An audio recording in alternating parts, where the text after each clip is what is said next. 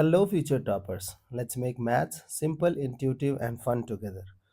So, we got wholesome new problem which says let A and B be two unit vectors such that A dot B equals 0. Now try to understand this thing. Since the vector A dot vector B comes out to be 0, so you know that you are doing dot product, so you will go with mod A mod B cos theta. So mod A cannot be 0 as it is unit vector, mod B cannot be 0 as it is unit vector. This means the all responsibility is on the cos theta. Okay, it has to be 0 and it is 0 only if uh, angle is 90. So can I say that the vector A and vector B are perpendicular? Just tell me. Correct? Now, for some x comma y belongs to R, let C vector is this. So these guys are talking about vector C and they are saying that the magnitude of C is 2. Then the vector C inclined at an angle alpha. Okay, so vector C is inclined with an angle alpha with both the vector A and vector B. Great. Then the value of 8 times cos square alpha.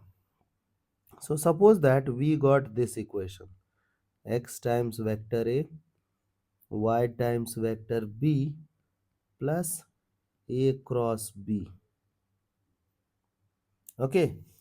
Now suppose that you know that in this equation you have to find out A cross B. So don't you think that here you can find out A cross B, but who is B, vector B? Who is vector A? Who is vector C? So in this question, the three things are missing and also X and Y is also missing. Correct? So how we should respond, try to understand.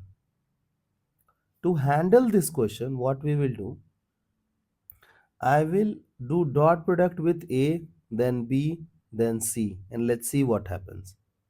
So suppose that we did dot with A.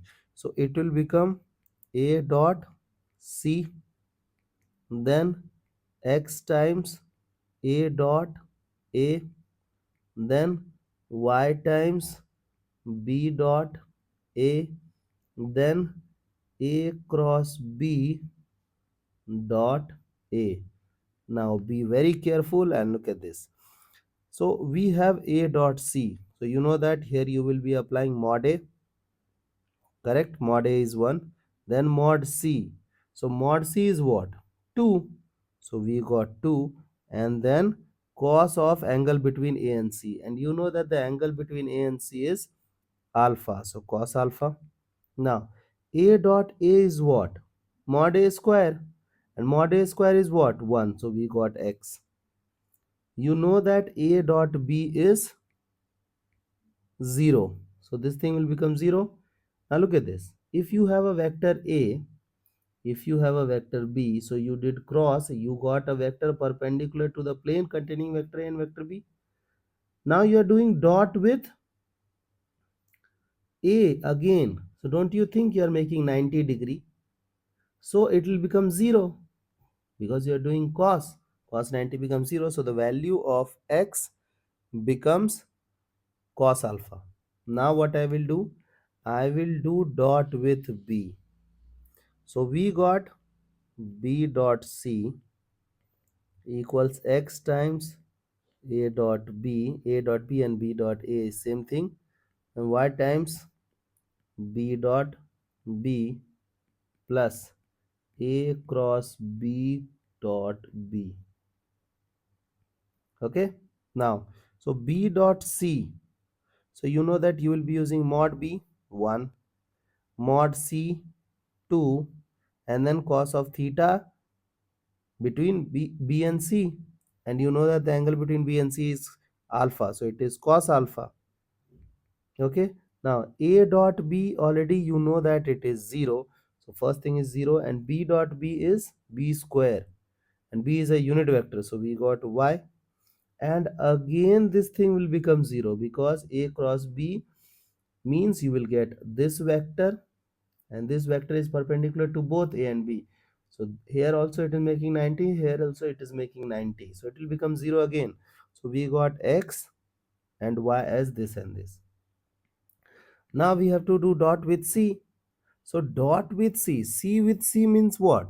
Doing square, means we are trying to do square on both sides. So look at this, let's do square on both sides. So we will be writing mod c square, then x square mod a square, then y square mod b square, then a cross b whole square. Okay, this is whole square, and then 2 times this into this. Okay, so you are doing square means dot product, so a dot b will become 0, correct? So first component is 0 plus 2 times a dot c, again it will become 0 because it is x times a dot a cross b, so 0. Then 2 times b cross this, again it will become 0 because of this quantity, correct? Now b a cross b is what? Look, mod c square, mod c is what? 2, so 2 square is 4. Now mod a is 1, x square, mod b is also 1, so y square, and a cross b is what? Mod a 1, mod b 1, then cos of ab, cos of ab is what? Cos of angle between a and b is 90 degree, correct?